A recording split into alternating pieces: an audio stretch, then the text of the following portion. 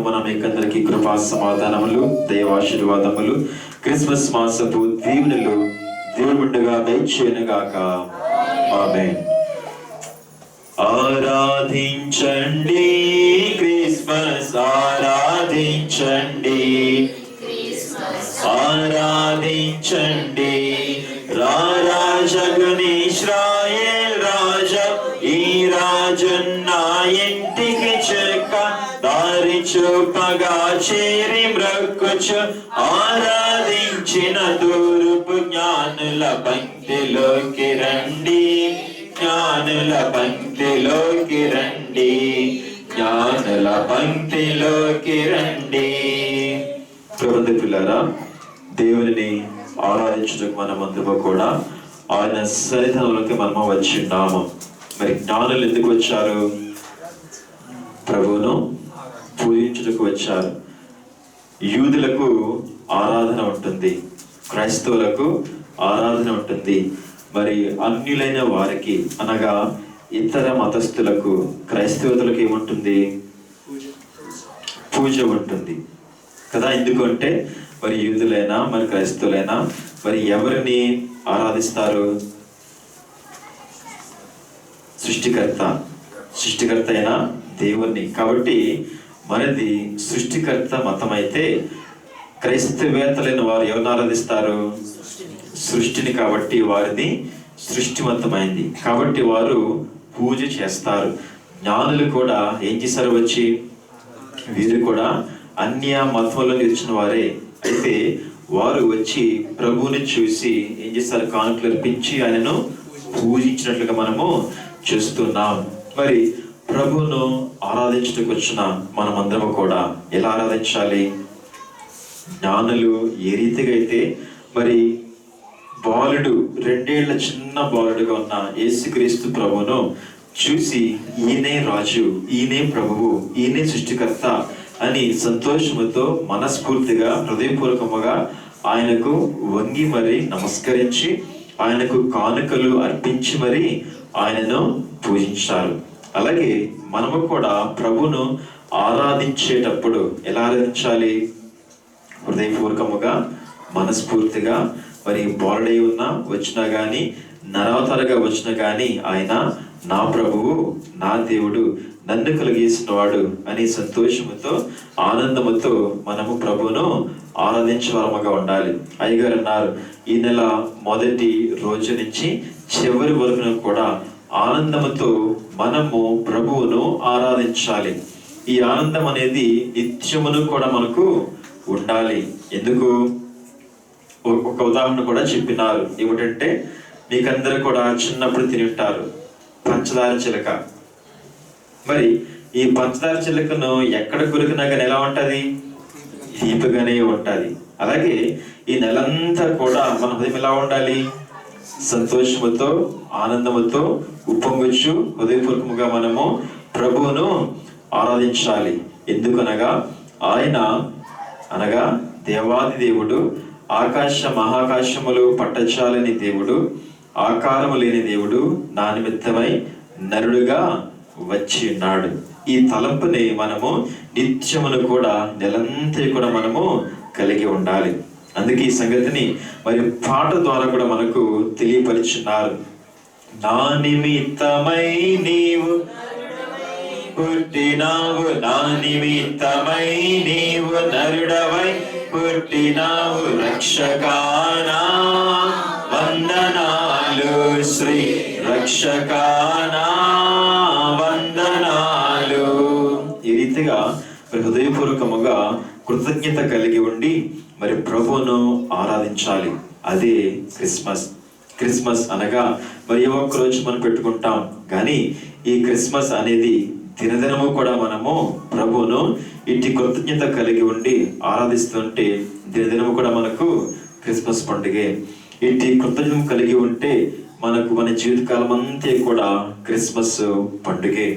మరి ఈ జ్ఞానులు వారికి రక్షణ అంటే ఏంటో తెలియదు. వారు ఎందుకు వచ్చారు? కేవలము ఒక రాజు పుడతాడు, ఒక సృష్టికర్త పుడతాడు, ఒక దేవుడు పుడతాడు అని మాత్రం వారు వచ్చిన్నారు. కానీ మనకు అంతకన్నా ఎక్కువ తెలుసు. ఏమని? మన పాపములు పరిహారం చేయడానికి, మనలను నిత్య జీవనం తీసుకెళ్ళడానికి, మనలను రక్షించడానికి, మరణము నుంచి నరకము నుంచి తప్పించడానికి వచ్చిన వాడు ఈయనే అని మనకు మరింత ఎక్కువగా తెలుసు. కాబట్టి మనము మరింత ఎక్కువగా ప్రభువును ఘనపరిచే వారముగా మనము ఉండాలి.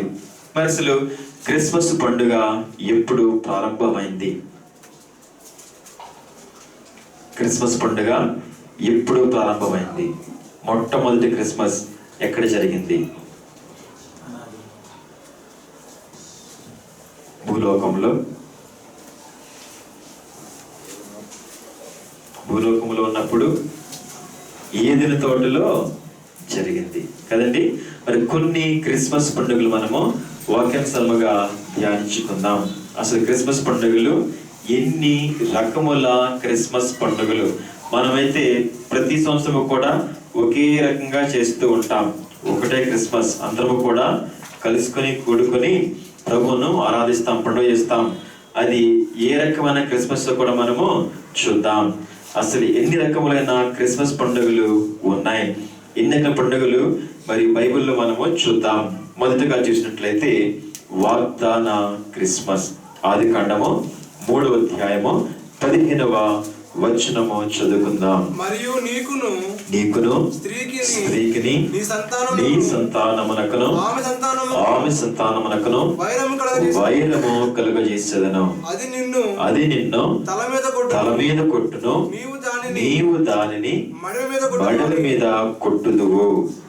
మరి ఇక్కడ దేవుడు మొట్టమొదట సృజించిన ఆది నరులు ఆదాము అవ్వలు తోటలో తినవద్దు అని చెప్పిన పండును తినిన తరువాత దేవుడు మరలా వారు దాక్కుంటే ఆయనే వారి దగ్గరకు వెతుక్కుంటా వచ్చి మరి వారికి ఒక వాగ్దానము చేస్తున్నారు. ఈ వాగ్దానమే రక్షణ వాగ్దానము. రక్షణ వాగ్దానము ఏమిటి? వాగ్దానము అనగా ఆయన నరునిగా వస్తాను అని మరి దేవుడు వాగ్దానం చేస్తున్నారు. మరి ఈ వాగ్దానం చేసినప్పుడు అక్కడ ఎంతమంది ఉన్నారు? అక్కడ ముగ్గురు ఉన్నారు. ఎవరు వాళ్ళు? ఆదాము, అవ్వ, సాతాన్. ఆదాము అవ్వలకేమో వాగ్దానం ఉంది, మరి సాతానుకేమో అది వాగ్దానం కాదు కానీ శిక్ష ఉంది, శాపం ఉంది. మరి సాతాను ఈ మాట విన్నప్పుడు వాడికి ఎలా ఉండుంటుంది? మరి మీ పిల్లలు మీకు బాగా భయపడతారనుకోండి, రే కొడతానంటూ వారికి ఎలా ఉంటుంది? తప్పు చేస్తే వారికి భయమేస్తూ ఉంటుంది, వారికి దడగా ఉంటుంది కదా. మరి సాతానుడు వాడికి ఏమనిపించుంటుంది? ప్రభు మాట చెప్పినప్పుడు ఆయన నిన్ను తల మీద కొడతాడు, నేనే నరునిగా ఈ లోకంలోనికి వస్తాను అని చెప్పినప్పుడు సాతానికి ఎలా ఉండుంటుంది? వాడికి దేవుని శక్తి అంటే ఏంటో తెలుసు, వాడికి దేవుని యొక్క వాక్య శక్తి అంటే ఏంటో తెలుసు. మనం గ్రహించలేకపోవచ్చు కానీ వాడు కన్నులారా చూశాడు. ప్రభువు వెలుగు కలుగు అనగానే ఏం కలిగింది? వెలుగు వచ్చేసింది కదా. ఆకాశం కలిగింది, భూమి కలిగింది, వృక్షాలు కలిగాయి. ఇవన్నీ మరి ఎంత గొప్ప గ్రహాలు, నక్షత్రం ఇవన్నీ కూడా ఎలా కలిగాయి? ఆయన చెప్పిన ఒక్క మాట వల్లే అన్నిటినీ చేశాడు. ఆయన మాట నిష్ఫలముగా తిరిగి వెనుకకు రాదు కానీ అవన్నీ కూడా ప్రభు చెప్పినవన్నీ కూడా తప్పకుండా నెరవేరుతాయి. మరి ఈ సంగతి ఈ సాతానుడు వాడి తల చితకొట్టబడతాదని అనే సంగతి వాడు పాపములో పడవేసినప్పుడు వాడికి తెలియదు. కాబట్టి ఎప్పుడైతే ప్రభువు ఆయన నిన్ను తల మీద కొట్టును అనే సంగతి ఈ సాతానుకు బయలుపరిచారో, శిక్ష విధించారో, వెంటనే వాడి గుండె గుబేలు అన్నది, వాడి గుండె దడ పట్టుకుంది. ఎందుకు? ఆయన వస్తాడు, నా తల చితగొడతాడు, నన్ను భూమిలోనికి నరకంలోనికి అణగదొరుకుతాడు అనే వాడికి భయం పట్టుకుంది. ఆ భయం కొద్దీ వాడు ఏం చేస్తున్నాడు, అనేకమైన ఆటంకములు కల్పించాడు. ప్రభువు ఈ లోకంలోనికి రాకుండా ఉండాలని, ఆ ఎన్నిక జరిగిన యూదా జనాంగమును నాశనము చేయాలని అనేక ఆటంకములు కల్పించాడు. అయితే మరి ఎప్పుడైతే ఈ యొక్క వాగ్దానము ఆదాము అవ్వలకు ఇచ్చి ఉన్నారో వారేం చేశారు?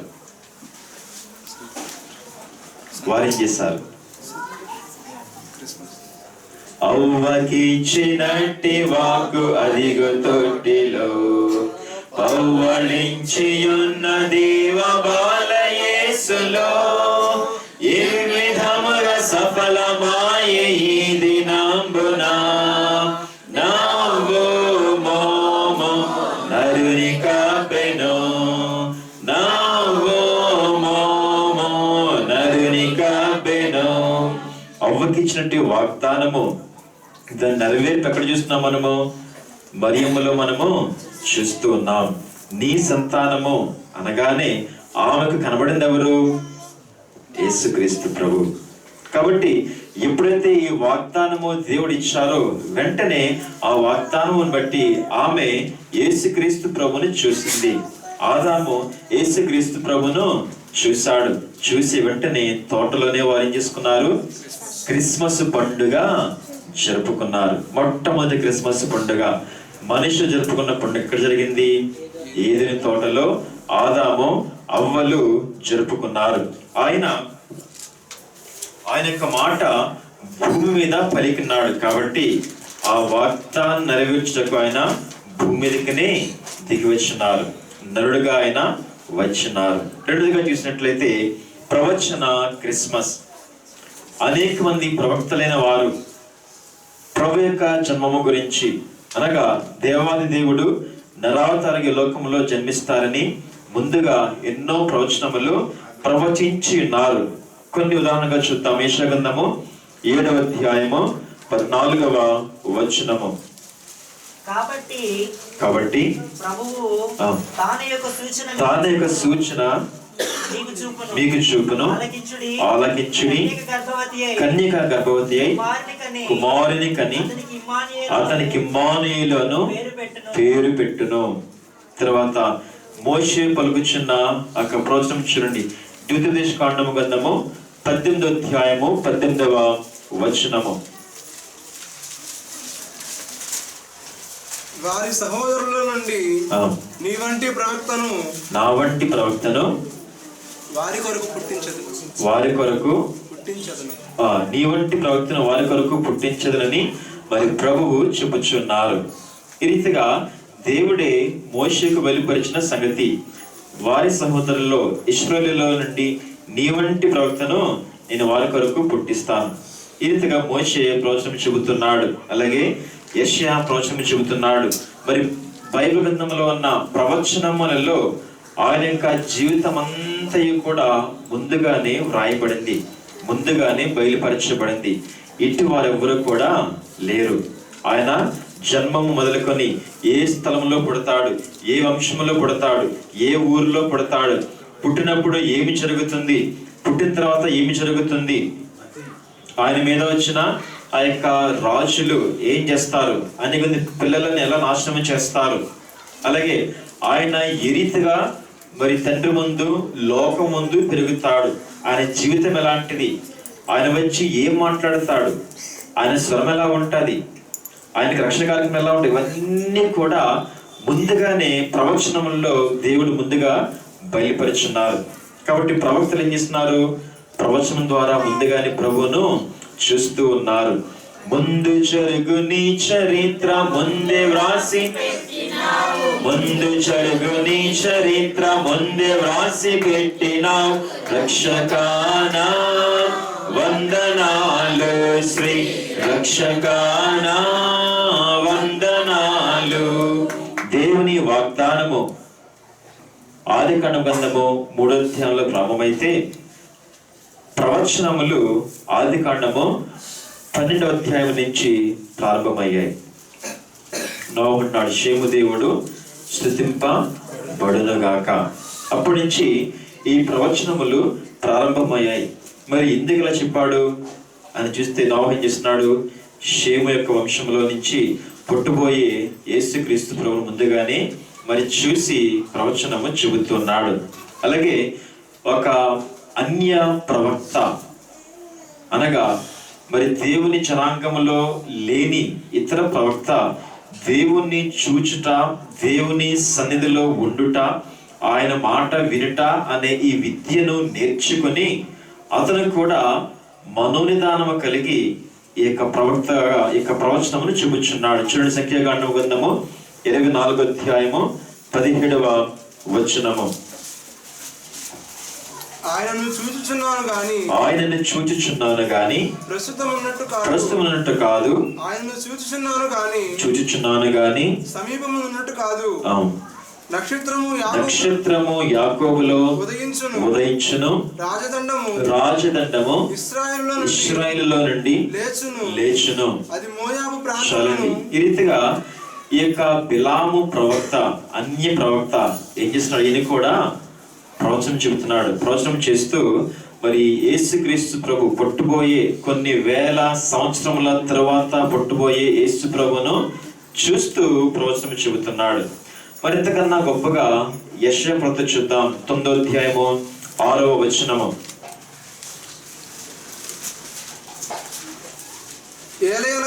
ఏలైనగా మనకు శిశువు పుట్టెను, మనకు కుమారుడు అనుగ్రహింపబడెను, ఆయన భుజము మీద రాజ్యభారముండెను. ఆశ్చర్యకరుడు, ఆలోచనకర్త, బలవంతుడైన దేవుడు, నిత్యుడగు తండ్రి, సమాధానకర్తయగు అధిపతి అని అతనికి పేరు పెట్టబడను. ఈ రీతిగా యెషయా ప్రవక్త ముందుగానే ప్రభు యొక్క జన్మము, ఆయన శిశువుగా ఉన్నప్పటి నుంచి ఆయన నిత్యమైన రాజ్యము, ఆయన యుగంలో రాజ్యం అంతటి వరకు కూడా ఆయన చరిత్ర అంతటిని చూస్తూ పండుగ చేస్తూ ఉన్నాడు. ప్రవచనములు పలుకుచువారు మరి పండుగలు చేస్తూ ఉన్నారు. మరి శిశువుగా చూసిన ఆయన ఏమయ్యాడు? చివరికి తండ్రి అయిపోయాడు, తర్వాత రాజు అయిపోయాడు, రారాజు అయిపోయాడు, సమాధానకర్త అయిపోయాడు, రక్షకుడు అయిపోయాడు, అధిపతి అయిపోయాడు. ఈ రీతిగా మరి యెషయా ప్రవక్త చేస్తున్న క్రిస్మస్ ఏం క్రిస్మస్? అది ప్రవచన క్రిస్మస్. మన నిమిత్తమైన శిశువు మహిని పుట్టెను, చనువుగా నరిచేర శిశువు స్వామి ఆయెను, చనువు రక్షణనుగా నింప వెనుగదీయదు, సొగసుగా బరగిడు చోద్య గీతముల్, సొగసుగా బరగిడు చోద్య గీతముల్. ఈ రీతిగా యెషయా ప్రవక్త, మరి మోషే, అలాగే ఈ యొక్క బిలాము, అనేక మంది ప్రవక్తలు ప్రవచన క్రిస్మస్ జరుపుకున్నారు. వారికి వేరే అవకాశము లేదు, వారు చూసినంత దాన్ని బట్టి వారు పండుగ చేసుకున్నారు కదా. మూడోదిగా చూసినట్లయితే నిరీక్షణ క్రిస్మస్. ప్రవక్తలు చెప్పిన ఈ ప్రవచనములను బట్టి, దేవుడిచ్చిన వాగ్దానములను బట్టి అనేక మంది రాజులు, ప్రవక్తలు, యాజకులు, యూదులైన వారు, దేవుని జనాంగమైన వారు ఆయన ఎప్పుడు మా కొరకు పుడతారు అని ఆయన కొరకు ఆశతో ఎదురు చూస్తూ ఉన్నారు. ఎదురు చూస్తూ ఆయన ఎక్కడ జన్మిస్తారు అని, ఆయన ఎప్పుడు జన్మిస్తారు అని, ఎప్పుడు మమ్మల్ని చీకటిలో నుంచి వెలుగులోనికి రప్పిస్తారు అని, ఎప్పుడు ఆయన మమ్మలను మరణాంధకారంలో నుంచి వెలుగులోనికి జీవులను నడిపిస్తారని ఎదురు చూస్తూ వారు అలాగే దేవుని దగ్గరకు వెళ్ళిపోయారు. వారు ఈ యొక్క సంగతి జ్ఞాపకం వచ్చినప్పుడల్లా కూడా వాళ్ళు ఏముంటుంది? ప్రభువు జన్మిస్తాడు, ఆయన జన్మించినప్పుడు మేము ఆయన్ను దర్శిస్తాము, మేము ఆయన్ను ఆరాధిస్తాము, మేము ఆయన్ను ఘనపరుస్తాము అని రీతిగా ముందుగానే వారిలో నిరీక్షణ కలిగిన క్రిస్మస్ అనేది మనము చూస్తూ ఉన్నాం. ఈ క్రిస్మస్ కూడా అయిపోయింది. తర్వాత ప్రభు రానే వచ్చినారు. ఇది ప్రత్యక్ష క్రిస్మస్. దేవదూత క్రిస్మస్, దూత సేన క్రిస్మస్, దేవదూత క్రిస్మస్, దూత సేన క్రిస్మస్, గొల్లవారి క్రిస్మస్, తూర్పు జ్ఞాని క్రిస్మస్, గొల్లవారి క్రిస్మస్, తూర్పు జ్ఞాని క్రిస్మస్, పల్లె యందు క్రిస్మస్, పట్నమందు క్రిస్మస్, పల్లె యందు క్రిస్మస్, పట్నమందు క్రిస్మస్, దేశమంతా క్రిస్మస్, లోకమంతా క్రిస్మస్, దేశమంతా క్రిస్మస్, లోకమంతా క్రిస్మస్. ఈ రీతిగా దేవదూతలు ఏం చేస్తున్నారు?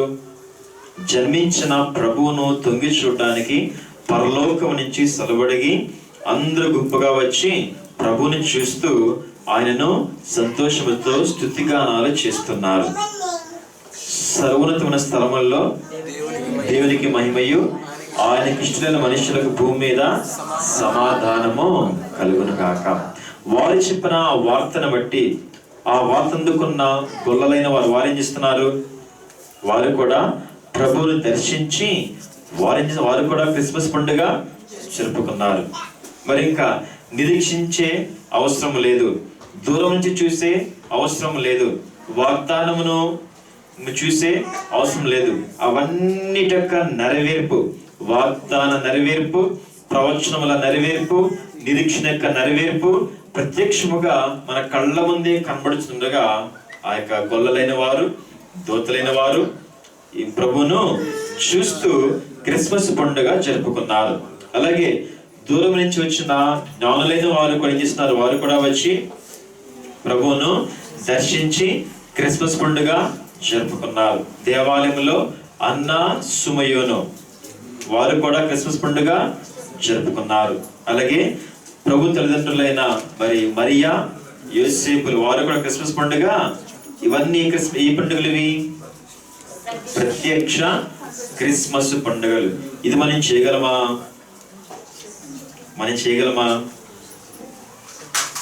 చేయలేం. ఆల్రెడీ అయిపోయింది. వాగ్దాన క్రిస్మస్ చేయగలమా? అది చేయలేం. ప్రవచన క్రిస్మస్ చేయగలమా? అది చేయలేం. నిరీక్షణ క్రిస్మస్ చేయగలమా? కొన్ని ప్రత్యక్ష క్రిస్మస్ చేయగలమా? అది కూడా చేయలేం. ఇవన్నీ కూడా ముందే అన్నీ కూడా అయిపోయినాయి. మరి మనం చేసే క్రిస్మస్ ఏంటో? విశ్వాస క్రిస్మస్. మరి ఈ యొక్క ప్రత్యక్ష క్రిస్మస్, ఈ క్రిస్మస్ లో మరొక వ్యక్తి ఉన్నారు. ఈయన ఎవరంటే చిన్న బాబుగా ఉండి క్రిస్మస్ చేశారు. ఆయన యోహాను గారు. ఆయన ఏం చేశాడు? ఎలిజబెత్తును మరియమ్మ దర్శించినప్పుడు, ఎలిజబెత్ చూసినప్పుడు మరియమ్మ వందన వచనము చేసింది, వందనములు పలికింది ఎలిజబెత్తుకు. ఎలిజబెత్ ఈ యొక్క వందన వచనమును వినగానే ఆమె గర్భములో ఉన్న 6 నెలల మరి శిశువుగా పిండముగా ఉన్న ఈ యోహాను గారు ఏం చేశారు? ఎందుకు గంతులు వేశారు? ఎందుకు గంతులు వేశారు? మరియమ్మ గర్భములో ఉన్న యేసుక్రీస్తు ప్రభును చూశారు. ఇది సాధ్యమా?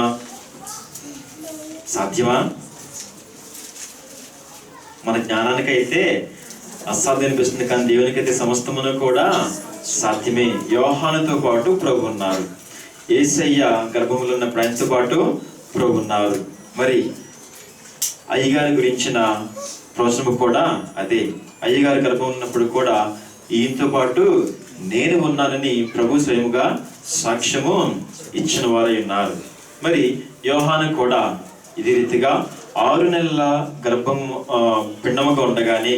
గర్భములో ఉండగానే మరి ప్రభువును చూసి ఆయన పండుగ చేశాడు. చూడండి, లోకాసు సువార్త 1వ అధ్యాయము 41వ వచనము. ఎలిజబెత్ మరియా యొక్క వందన వచనము వినగానే ఆమె గర్భములో శిశువు గంతులు వేసెను. చాలండి, గంతులు వేస్తూ మరి పండుగ చేస్తున్నాడు యోహాన్ గారు. మరి మీరు ఎలా చేసుకున్నారా?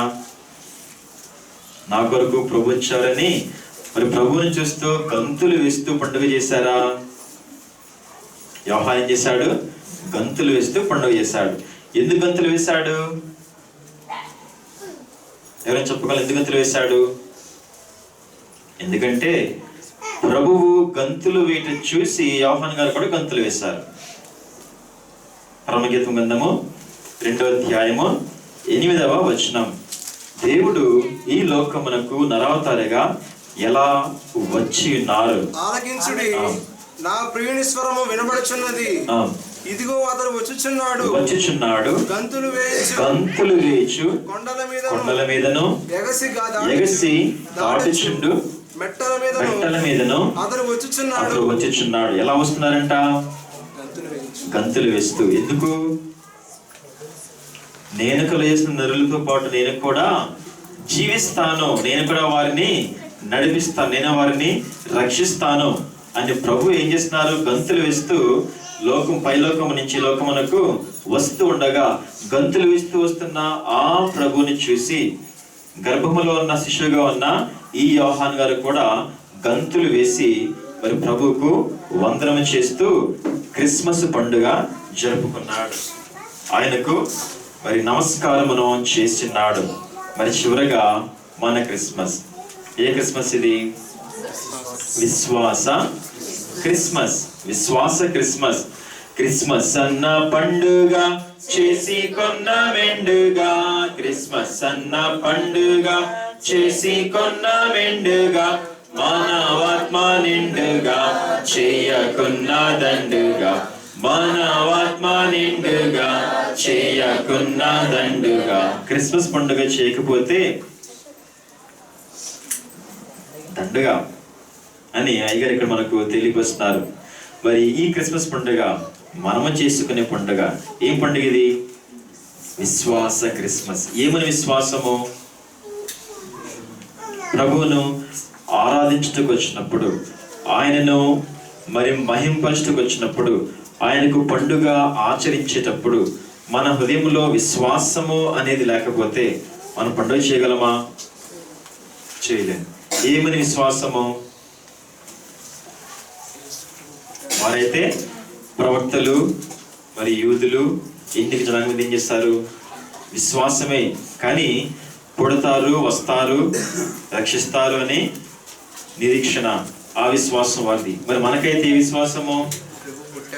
పుట్టారనే విశ్వాసం. చూచి నమ్మిన వారి కంటే చూడక నమ్మిన వారు ధన్యులు. కాబట్టి మన విశ్వాసము కలిగి ఉండి ఈ క్రిస్మస్ పండుగ చేస్తే మన క్రిస్మస్ ఏమవుతుంది? ధన్యత కలిగిన క్రిస్మస్ అవుతుంది. మనము కూడా ధన్యులమవుతాం. మరి ఎలా ఈ క్రిస్మస్ పండుగ ఆచరించాలి? ఈ విశ్వాస క్రిస్మస్ను ఎలా ఆచరించాలి? చూడండి, సంఖ్యాకాండము 24వ అధ్యాయంలో 15వ వచనములో మొదటి లైను, ఉపమాన రీతిగా ఇట్లనెను, బెయోరు కుమారుడైన బిలామునకు వచ్చిన దేవోక్తి, కన్నులు తెరిచిన వానికి వచ్చిన దేవోక్తి. కన్నులు తెరిచిన వానికి వచ్చిన దేవోక్తి. కన్నులు తెరచుట అనేది మనం చూస్తున్నాం. ఈ కన్నులు తెరచుట, మరి బిలాము ఎలా చూస్తున్నాడు? కన్నులు తెరిచా, కన్నులు మూసా? ఏ కన్నులు?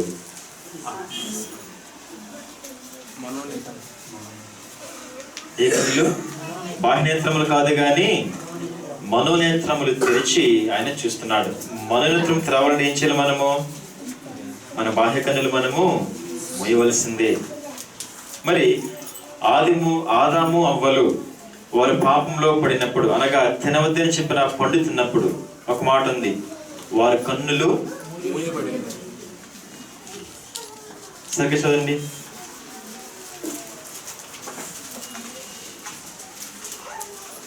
ఆదికాండము 3వ అధ్యాయంలో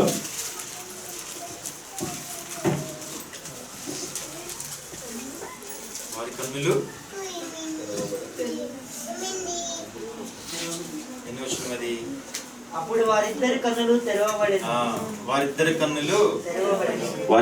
కన్నులు కూడా తెరవబడ్డాయి. ఏ కన్నులు తెరవబడ్డాయి? తెరవబడ్డాయి లోక సంబంధమైన కన్నులు తెరవబడ్డాయి. అంతవరకు కూడా దేవుడు మనకిచ్చిన కన్నులు ఏ కన్నులవి? మనోనేత్రములు. మరి మహిమ తప్ప ఇంకోటి ఏమీ కూడా కనబడదు. మరి ఎప్పుడైతే పాపములో పడ్డారో అప్పుడు ఆ కన్నులు, మనోనేత్రములు మూసుకుపోయాయి, బాహ్యనేత్రములు తెరుచుకున్నాయి కదా. అలాగే ఈ యొక్క బిలాం ఏం చేస్తున్నాడు? కన్నులు తెరచిన వానికి వచ్చిన దేవోక్తి అనగా ఈయన బాహ్యనేత్రములు మూసి మనోనేత్రములు తెరిచి ఈ యొక్క మరి ప్రవచనమును చెబుతున్నాడు, ప్రభువును చూస్తున్నాడు, నక్షత్రముగా ప్రభువును మరి ప్రకటిస్తూ ఉన్నాడు. మరి మానవునికి 4 రకాల కన్నులు ఉంటాయి. ఏమంటే చెప్పగలరా? ఒకటి మనకున్న కళ్ళు, బాహ్య నేత్రములు, లోకపు కన్నులు. రెండవది జ్ఞాన నేత్రము. మూడవది విశ్వాస నేత్రము. నాలుగవది మనోనేత్రము. బాహ్యనేత్రములతో మన కళ్ళకు కనబడేంత వరకు దూరంగా వాటిని కూడా మనము చూడవచ్చు. ఆ తర్వాత మనము చూడలేము. దానికి మించిన దూరంలో చూడగలిగేది మనకున్న జ్ఞాన నేత్రములు. ఆ జ్ఞానము కూడా మనకున్న జ్ఞానం కొద్దిగానే కదా. ఆ జ్ఞానంతో కూడా మనము కొంతే చూడగలం. దానికి మించి చూడాలంటే ఏం కావాలి? చూచిన వారి కంటే చూడక నమ్ముట ధన్యులు, ధన్యత. అలాగే మరి విశ్వాసం అన్నది నిరీక్షింపడం ఇక్కడ నిజ స్వరూపమును అదృశ్యమనేవి ఉన్నవి అనటకు రుజువు. అనగా ఈ విశ్వాసముతో మరికొన్ని సంగతులు మన విశ్వాసము పరిమాణమును బట్టి మనము చూడగలం. దీనికి కూడా పరిమితి ఉంది. ఎందుకంటే అందరికీ కూడా అట్టి పరిపూర్ణ విశ్వాసము లేదు కాబట్టి. అయితే 4వ నేత్రములు ఇవి మనోనేత్రములు. వీటిని ఏం చేయవచ్చు? ఏమైనా కానీ చూడవచ్చు. ఈ మనోనేత్రములతో మోషే ఏం చేశాడు? తాను పుట్టక ముందు జరిగిన కొన్ని వేల సంవత్సరముల సంగతులన్నీ కూడా చూసి గ్రంథములో రాశాడు. ఈ మనోనేత్రములతోనే యోహాను ఏం చేశాడు? జరగబోయే సంగతులు, కొన్ని వేల సంవత్సరముల సంగతులు, యుగయుగములు జరిగే సంగతులన్నీ కూడా యోహాను చూసి ఈయన రాశాడు. ఇంకేం చేశాడు? పాతాళం చూశాడు, భూలోకం చూశాడు, పరలోకం చూశాడు, నూతన యెరూషలేము చూశాడు, ఇంకా మారిన క్రొత్త ఆకాశము క్రొత్త భూమిని కూడా చూశాడు. మనోనేత్రములకు హద్దులు లేవు.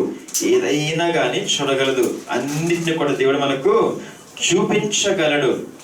అయితే ప్రభువును చూడాలి అంటే బిలాం చేసిన పని ఏంటి? తన బాహ్యనేత్రములు మూసి మనోనేత్రములు తెరచాడు. తెరవగానే సరిపోదు, మనకి ఏం కావాలి? తెరవగానే సరిపోదు కానీ మరి పరవశుడయ్యాడు. పరవశుడు అయ్యున్నాడు. యోహాను కూడా పరవశుడయ్యాడు, బిలాము కూడా పరవశుడయ్యాడు, పేతురు కూడా పరవశుడయ్యాడు, మరి పౌలు కూడా పరవశుడయ్యాడు. పరవశుడైనప్పుడు అనగా దేవుని వశము అయినప్పుడు ఏం చేస్తాం? మనము దేవుడు చూపించేవన్నీ కూడా మనము చూడగలం. అలాగే మరి మనము కూడా ఈ విశ్వాసం అని మనం కలిగి ఉండాలి. ఏమని విశ్వాసము? ఆకాశ మహాకాశములు పట్టచాలని దేవుడు, ఆకాశము నా సింహాసనం, భూమి నా పాదపీఠమని పలికిన దేవుడు, అత్యున్నత సింహాసనంపై యెషయా 6:1 అత్యున్నత సింహాసనంపై ఆసీనుడైన దేవుడు ఎలా వచ్చారు నమ్మాలి మనము? నా కొరకు ఆకారము లేని దేవుడు ఆకారం ధరించుకొని వచ్చారు అని మనము నమ్మాలి. దానికి విశ్వాసము మొదటి మెట్టు. మరి ఇంకా యేసుక్రీస్తు ప్రభు ఎవరు నమ్మాలి? మన యొక్క రక్షకుడు, ఇంకా రక్షించేవాడు, వైద్యుడు, స్నేహితుడు, తండ్రి, అన్నీ కూడా ఆయనే. ఇంకా ఎవరు? అసలు ఎవరు ఆయన? అసలు ఆయన సంగతిని చూసినట్లయితే కొలసీ పత్రిక 2వ అధ్యాయము 9వ వచనము.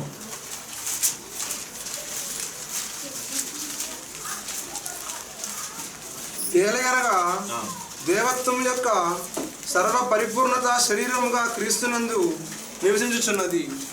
దేవత్వం యొక్క పరిపూర్ణత చదండి. సర్వ పరిపూర్ణత శరీరముగా క్రీస్తునందు నివసించుచున్నది. మరి ఇందులో 2 మాటలు. ఒకటి ఆత్మ, తండ్రి యొక్క ఆత్మ, అలాగే మరి సర్వోన్నతుని యొక్క శక్తి, ఈ రెండు కలిపి యేసు ప్రభువుగా శరీర ఆకారమును ధరించాయి. తండ్రి యొక్క ఆత్మ, మరొకటి సర్వోన్నతుని శక్తి. గబ్రియేలు దూత మరి దగ్గరికి వచ్చినప్పుడు ఏం చెప్పింది? సర్వోన్నతుని శక్తి నిన్ను కమ్ముకొనును, పరిశుద్ధాత్మ వలన నీవు గర్భము ధరిస్తావు. మరి ఈ రెండే, తండ్రియు మరియు పరిశుద్ధాత్ముడు ఇరువురు కలిసి మరి గర్భములో యేసు ప్రభువుగా మరి యొక్క శరీర ఆకారమును ధరించుకున్నారు. ఆయనే యేసు ప్రభు, ఆయనే మన యొక్క రక్షకుడు, ఆయనే దేవత్వమే మరి శరీర ఆకారముగా ఈ లోకంలోనికి వచ్చింది. కాబట్టి ఆయన దేవ నరుడు. మరి ఆయన ఎందుకు వచ్చారు? యెషయా గ్రంథములో 9వ అధ్యాయంలో 2వ వచనంలో మనం చూస్తాం.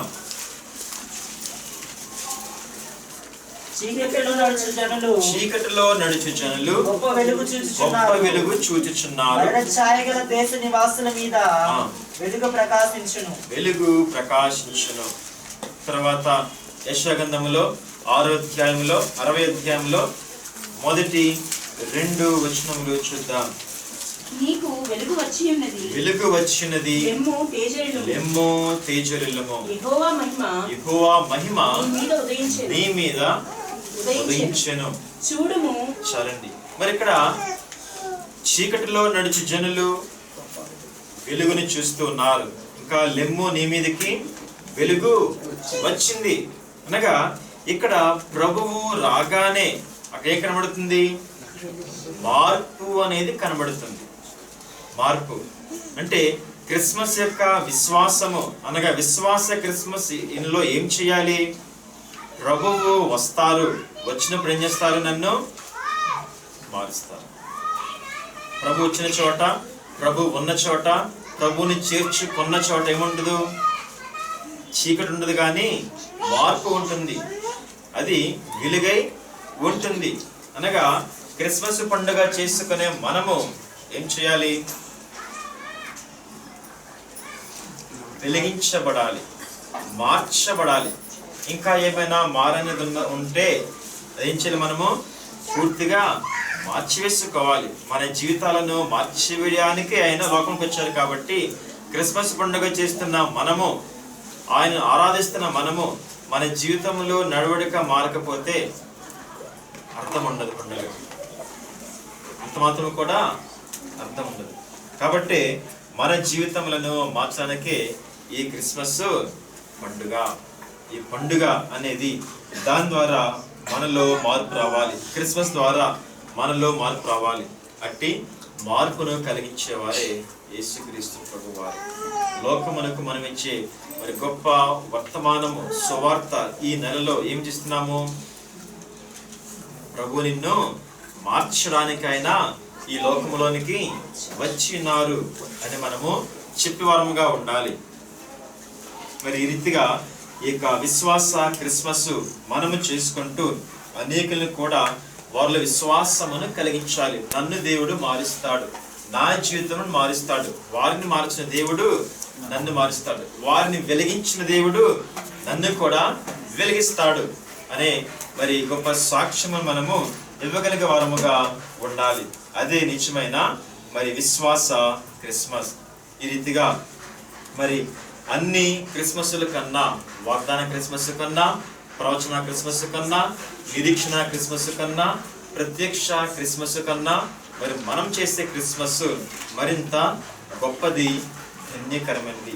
అట్టి ధన్యకరమైన మహిమ కలిగిన మరి క్రిస్మస్ పండుగ దినదినము కూడా కలిగి ఉండి అనేకులను ప్రభువును నడిపించే భాగ్యము మనకందరికీ కూడా ఈ క్రిస్మస్ పండుగల ద్వారా, దినముల ద్వారా మనకందరికీ అనుగ్రహించును గాక. ఆమేన్. ప్రార్థన చేసుకుందాం. ప్రేమ స్వరూపైన మా ప్రియ పరలోకపు తండ్రి,